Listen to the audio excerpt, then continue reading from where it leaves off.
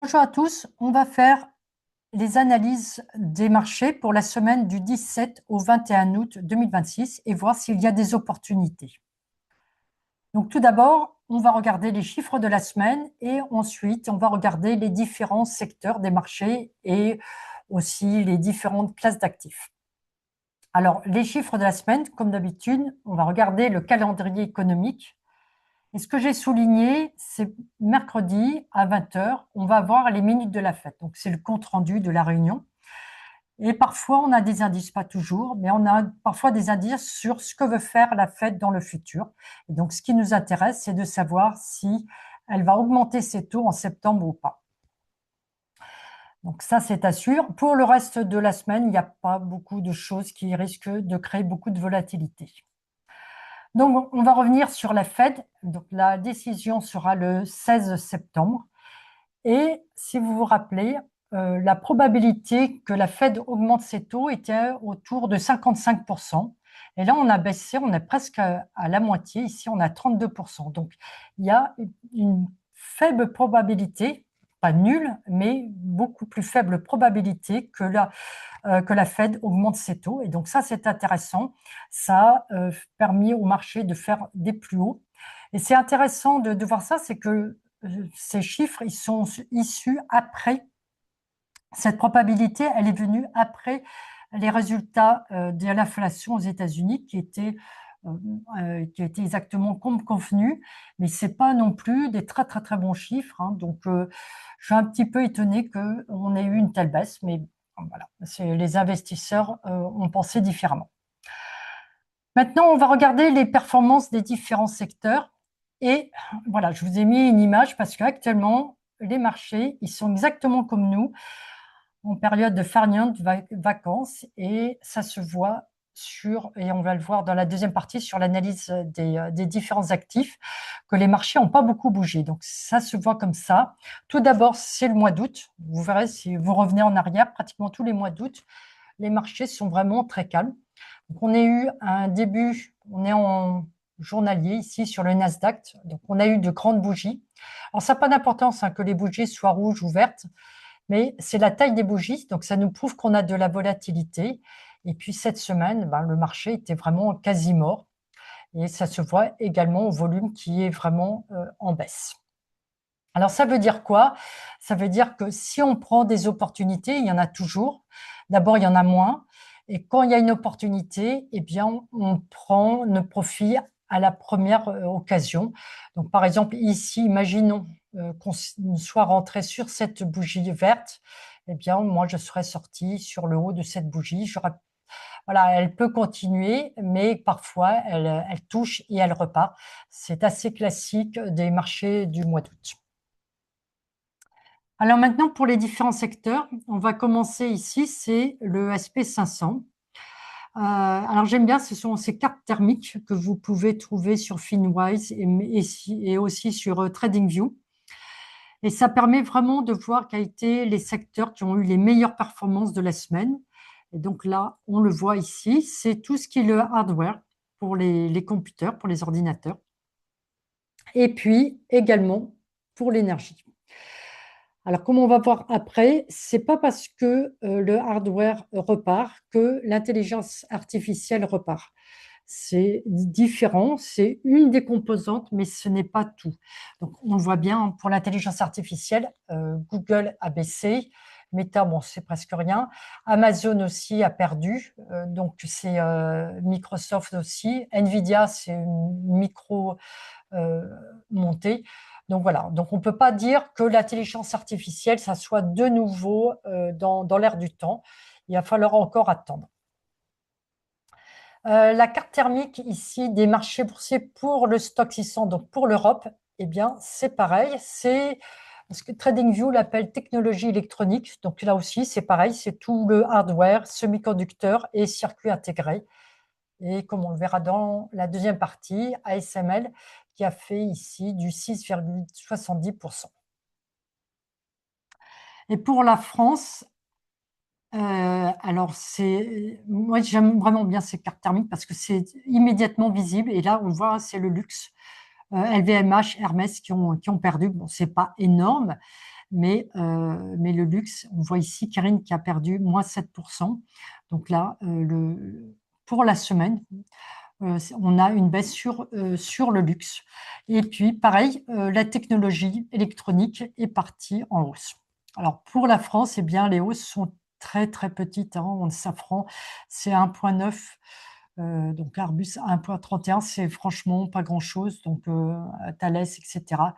Donc, on ne va pas non plus être voilà, extrêmement enthousiasmé. Comme je l'ai dit, pour le moment, les investisseurs, je pense, vont un petit peu délaisser le marché français pour plusieurs raisons, et entre autres, déjà parce qu'il va y avoir le budget qui va être compliqué, mais également les élections présidentielles.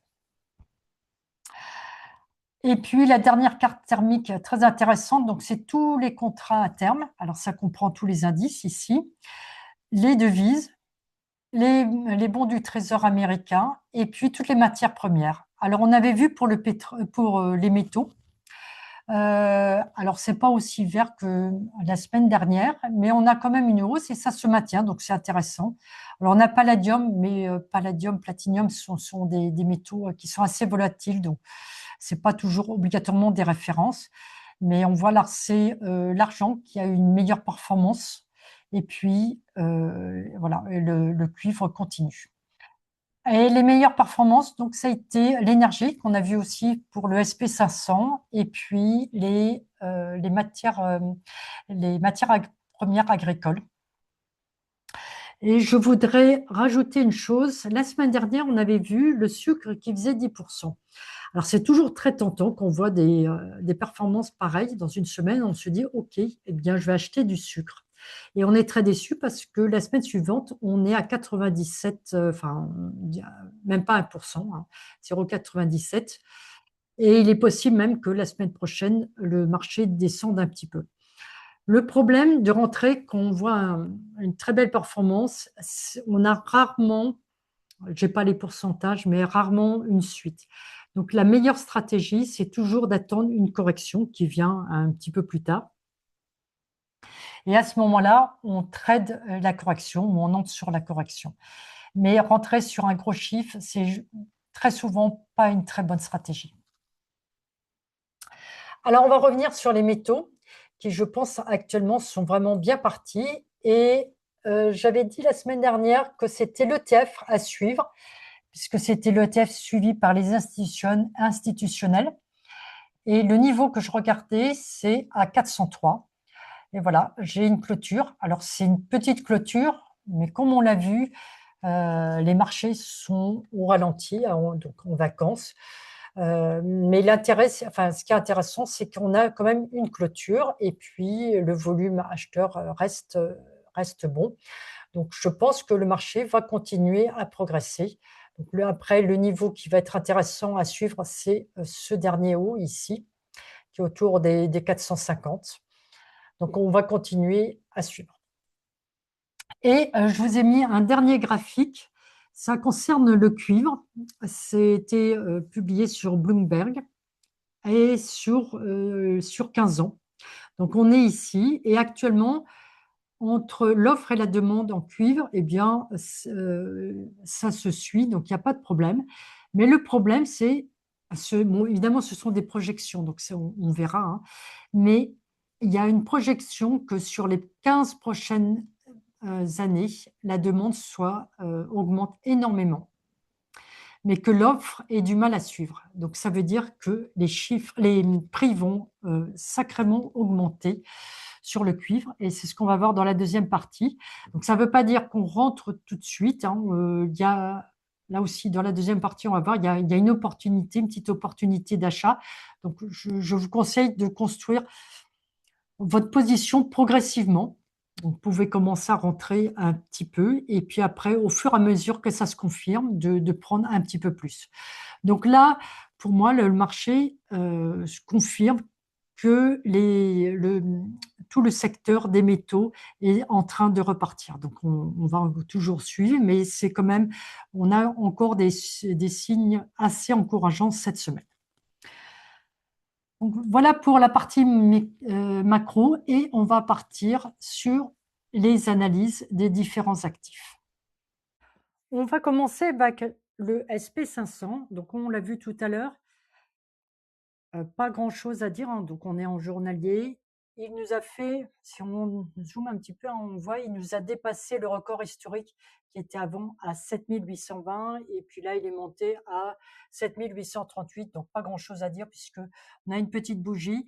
J'ai failli la prendre à la baisse, mais voilà, les marchés sont ralentis. Je préfère attendre, hein. Donc, il est possible donc cette semaine que le marché continue à aller un peu plus haut, ou au contraire qu'il aille retester ici, voilà, ce bas ici qui est, voilà, j'essaie d'avoir un peu, qui est sous les 7724.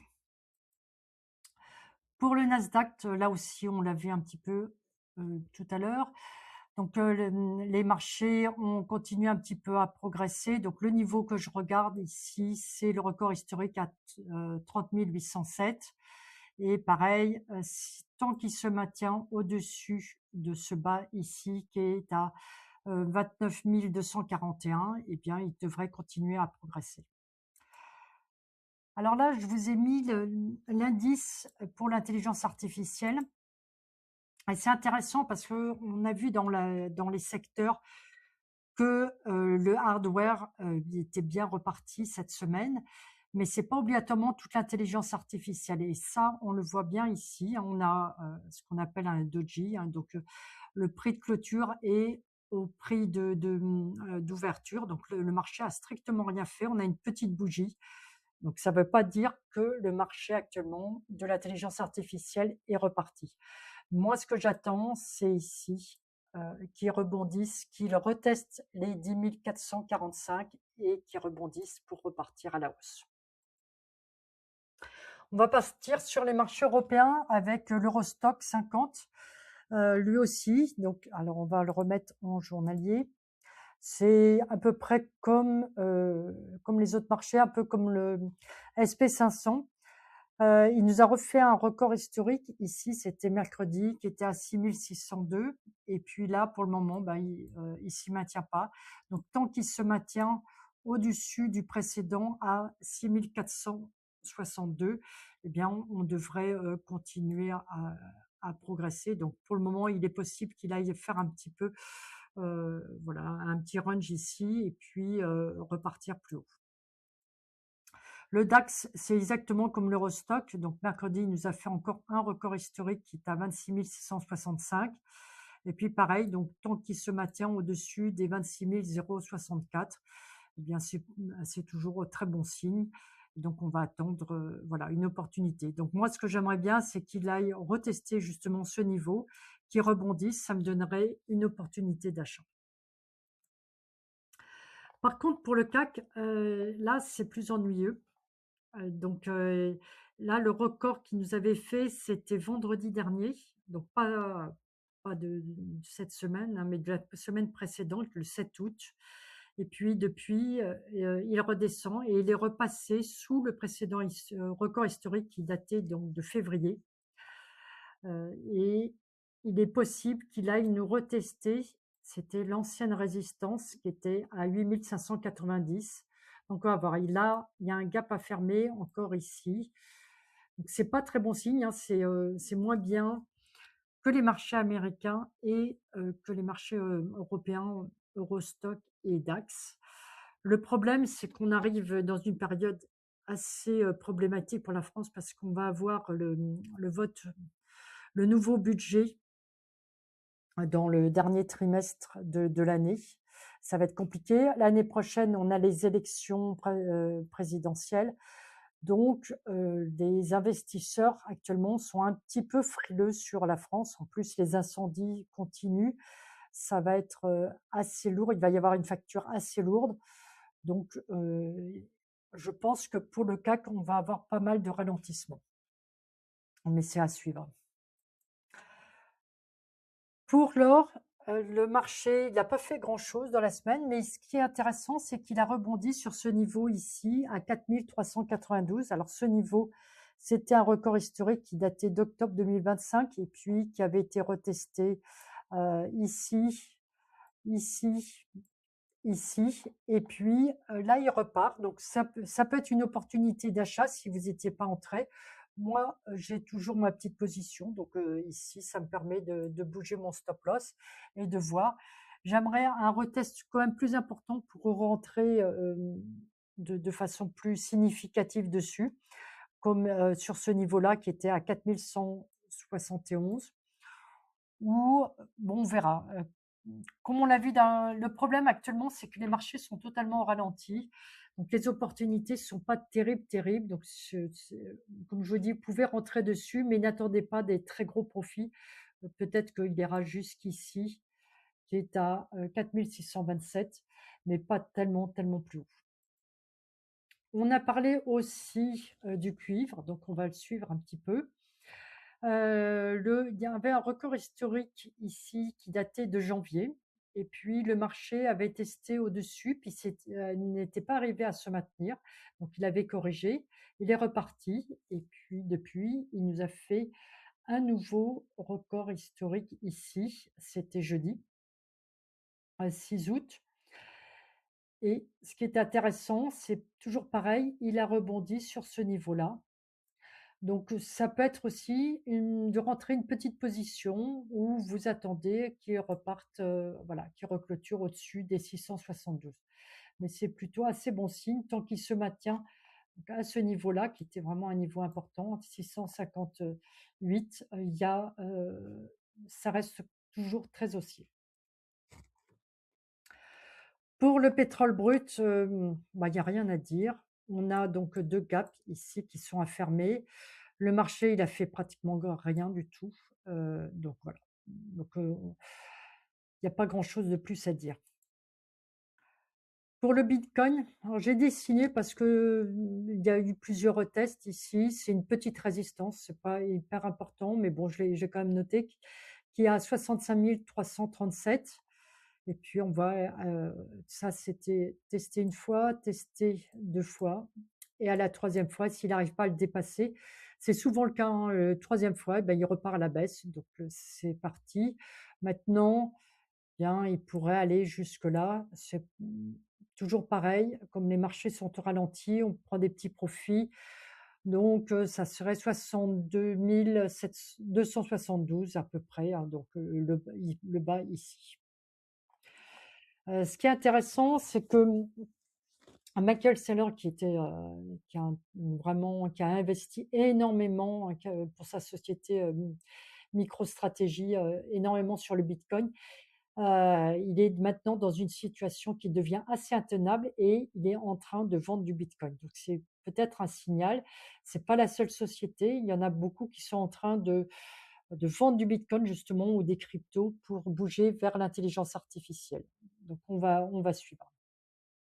On va passer maintenant aux actions du CAC et en hebdomadaire.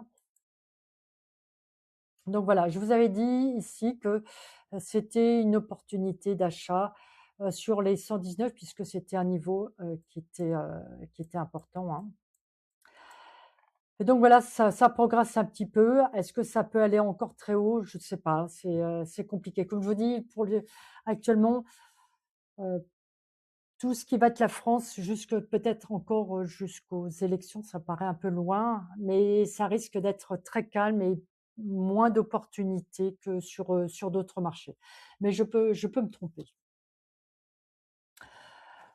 Maintenant, le Crédit Agricole, ben, il continue. Donc, on avait tradé ici la sortie de ce triangle.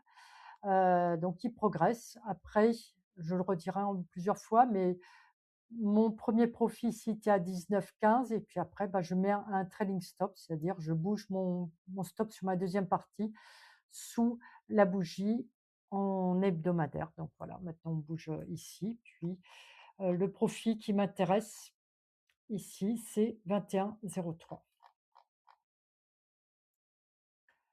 Pour Dassault Aviation, là aussi, c'était une opportunité d'achat. Le marché a un petit peu progressé, donc voilà, on continue. Le niveau que je regarde, je l'ai noté ici, c'est 332, mais c'est surtout celui-là, le record historique, enfin, un ancien record historique puisque le record ici, il était à 361, mais c'est plutôt ce niveau-là qui m'intéresse, qui est à 354. Donc là aussi, c'est, tant qu'il se maintient au-dessus des 304, il devrait continuer à progresser. JC Deco, on a une bougie rouge, mais c'est vraiment une petite bougie, donc rien, il n'y a pas du tout à s'inquiéter. Donc maintenant, le niveau que j'ai indiqué à de nombreuses reprises, c'est ici, à 25,44, qui va être plutôt difficile à franchir. Donc pour moi, mes profits ici, tous mes profits, je vais les prendre à ce niveau-là. Thales, pas grand-chose à dire, il continue à progresser et voilà, là aussi, je pense que je vais prendre tous mes profits à 276, qui est le niveau, qui a un record historique. Publicis, j'ai fait, une note, sur les réseaux sociaux et vous pouvez la retrouver dans la newsletter. Donc voilà, ça continue, pareil que pour les autres, je regarde le record historique à 108,53. J'avais noté en petit pointillé sur ma note ce niveau-là parce que c'était, le précédent haut, donc parfois le marché peut bloquer, mais non, ça n'a pas été le cas, donc il continue à progresser. Donc là, je vois pas trop d'obstacles pour qu'il aille retester les 108,53. Hermès, on a une petite bougie rouge, voilà, c'est pour ça que je suis extrêmement prudente et je suis pas rentrée sur cette bougie verte, hein, même si elle était très tentante. J'attends. Pour moi, mon entrée, c'est une clôture au-dessus ici de ce range, au-dessus des 1788 et ce range, il date du 23 mars, donc ça commence à faire pas mal. J'ai pas mal de volume, hein, qu'il soit rouge ou vert, ça n'a pas tellement d'importance. J'ai peut-être des institutionnels qui sont en train, de se mettre dessus. On va voir. Ce qu'il faut, c'est que pour moi, qu'il dépasse voilà, cette consolidation pour pouvoir rentrer. Et la sortie, elle peut se faire sous forme de gap. C'est toujours un peu énervant parce qu'on loupe une partie. Mais ça, c'est un truc classique par les institutionnels ou sinon juste une clôture. Donc, c'est à surveiller. Pour Air Liquide, ben, le marché avait encore fait des records historiques et il n'arrive pas à se maintenir. Donc là, on avait 2 bougies rouges, donc c'est normal, il repasse un peu dessous. Donc là aussi, c'est pas tellement d'inquiétude, hein, c'est toujours, voilà, c'est toujours une belle action. Donc on attend de voir jusqu'où elle corrige et à la fin de la correction, ça nous permettra d'entrer de nouveau. Alors Abivax, je regardais, c'était un niveau qui était vraiment intéressant ici, qui était les 114, hein, on voit qui avait, vraiment retesté, retesté et puis voilà, il n'arrive toujours pas. Alors là, c'était même plus que 4 fois, 5 fois qu'il n'arrive pas à le passer, donc c'est normal, il repart à la baisse. Alors on va aller en journalier et on voit, il y a plusieurs gaps à fermer. Il y a celui-là ici et puis en dessous, il y a celui-là. Donc on va voir. Soit il ferme ce gap, voilà, ce gap-là à peu près, il repart à la hausse, c'est une opportunité. Soit il ferme ce gap-là et il reteste même ici ce niveau, les 60,45 et il repart. Et ça nous donne également une opportunité à l'achat. Vous m'avez demandé Coface. Donc voilà, des zooms, on est en tendance haussière. Alors c'est intéressant parce que elle monte et puis à chaque fois elle corrige, donc ça nous donne toujours une opportunité, des opportunités d'achat et de rentrée. Et là, elle est en train de nous faire, alors c'est pas un très beau range, hein, on pourrait même dessiner ici une mini ligne de tendance, hein, mais entre 16,92 et 14,81, on a une consolidation. Et donc moi, ce que je regarde, c'est qu'ils sortent de cette consolidation pour aller retester le record historique qui a 18,69. Voilà.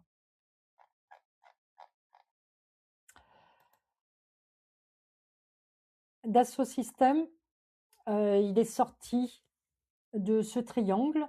Il reteste, ça c'est un grand classique aussi, de retester le bord haut du triangle, là, à 21. On a une petite bougie, rien, pas d'inquiétude, donc on devrait retester ce niveau qui reste important à 23,03. Donc c'est pas parce qu'on a une clôture au-dessus qu'on rentre, comme on voit, c'est quand même extrêmement baissier. Comme toujours, j'attends une correction et à ce moment-là, on pourra rentrer. Après, est-ce que il pourra vraiment repartir? Je l'ai pas noté ici, son record qui était à 56,81. Je ne sais pas, mais au moins, il y a sûrement un peu une opportunité, un peu plus, mais pour le moment, il faut absolument un retest. Et Dunren, elle continue à se maintenir au-dessus des 27,72. Elle me reteste même ici, donc il est possible qu'elle continue encore un petit peu plus haut. Donc pareil, c'est pas un achat, j'attends une consolidation, donc j'attends qu'elle rebaisse et pour rentrer de nouveau. Donc pareil, hein, c'est quand même une action qui est en forte tendance baissière. Donc je ne sais pas jusqu'où elle peut aller, mais en jouant la correction, on a sûrement une petite opportunité ou peut-être une grosse opportunité dessus. On verra. M'avait demandé si l'or, là je suis pas optimiste, hein, c'est pour ça que j'en parle plus. Voilà, on est ici sur un niveau important qui reteste beaucoup, c'est autour des 165. Et puis ce qu'il est en train de nous former ici, on voit, il est en train d'à chaque fois de bloquer sur les 160,90. Et donc dès qu'il franchit ce niveau-là, on est parti sur les 133,60. Donc on verra. Pour moi, je pense qu'il va quand même aller plutôt retester ce niveau. Ah, je me suis trompée de... Voilà. Je pense qu'il va retester ce niveau-là. Et à ce moment-là, peut-être qu'il y a une possibilité, un rebond et repartir.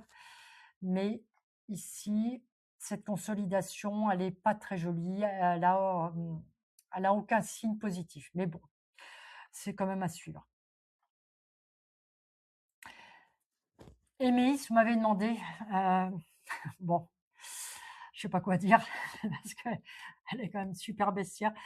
Donc je vais vous la mettre en échelle logarithmique. Ça va permettre de voir un petit peu mieux ce qui se passe.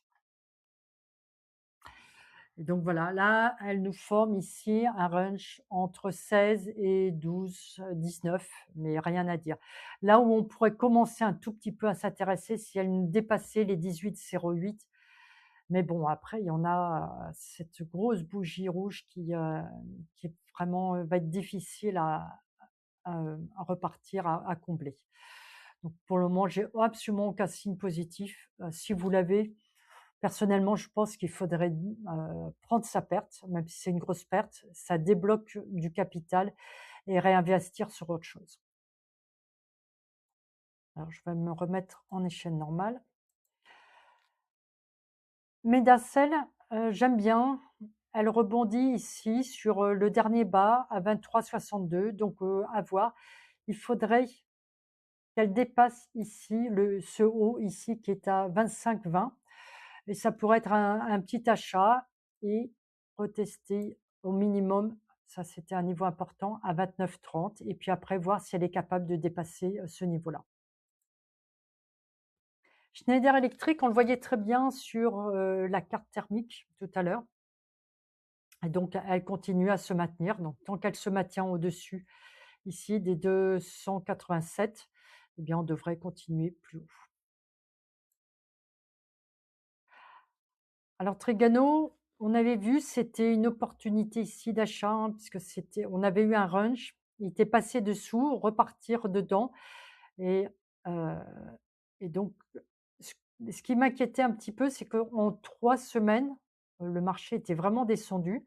Mais ça, c'est intéressant, le marché regrimpe très, très doucement et puis là, il reprend un petit peu là, on a vraiment une belle bougie verte. Donc là, on est vraiment parti pour retester les 162. Et maintenant, ce que je regarde, c'est retester ici les 2 niveaux au-dessus, 166 et 170 et puis après, ben, on est parti pour, voilà, on voit le record historique à 193. Vous m'avez demandé Arkema. Donc voilà, on est vraiment en tendance baissière et pour le moment, il n'y a aucune opportunité d'achat. On avait eu un run, c'était intéressant, elle était passée au-dessus et ça lui avait permis de retester ce haut ici qui était à 66-75 et puis il était reparti. Là, on avait eu de nouveau un redémarrage, mais elle est même pas allée retester encore ce niveau-là. Donc ça, c'est plutôt un signe pas très très positif parce qu'avec une telle bougie, on aurait dû au minimum aller au niveau supérieur à 69,15 et c'est pas le cas. Donc là, bon, on va voir, mais je ne serais pas étonnée qu'il reparte encore un petit peu plus bas, peut-être encore retester ce niveau-là. S'il rebondissait sur les 48,96, ici, on aurait une opportunité d'achat. On va passer aux actions du stock 600. Alors, je continue hein, sur ma petite action finlandaise. Moi, j'aime bien.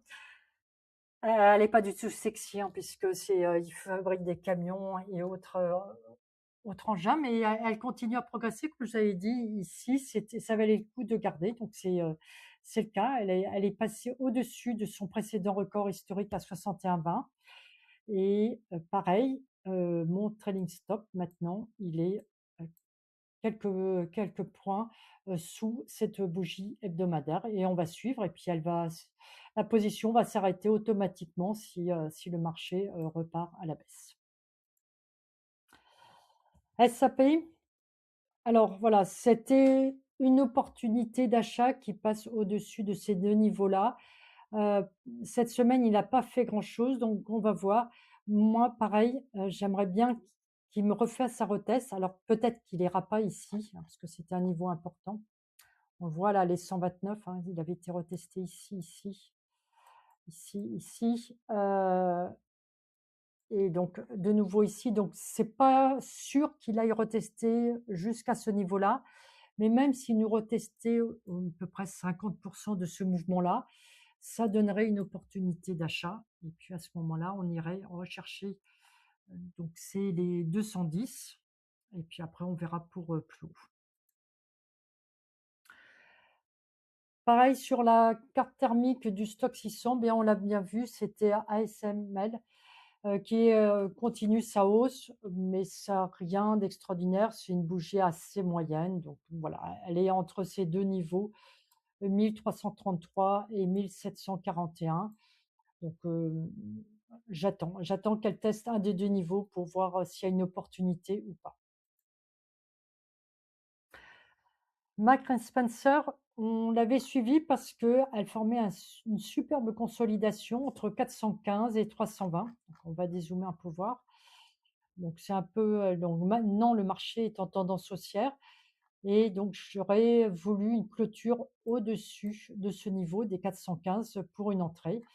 Bien, c'est pas le cas. Le marché est reparti à la baisse. Donc maintenant, j'attends. Donc je vais surveiller les 320. S'il rebondit sur ce niveau-là, ça sera un achat.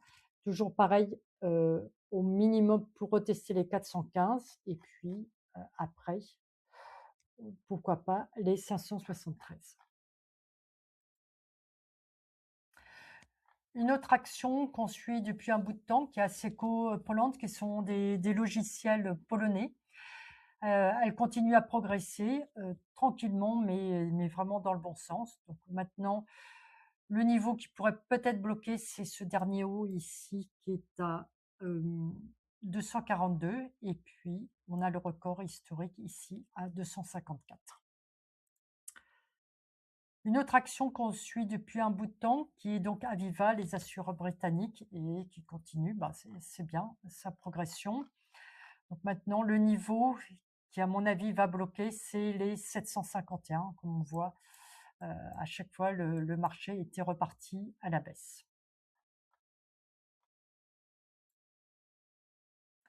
Rheinmetall, on a une bougie qui ne veut pas dire grand-chose cette semaine. Elle est à l'intérieur de la bougie de la semaine précédente.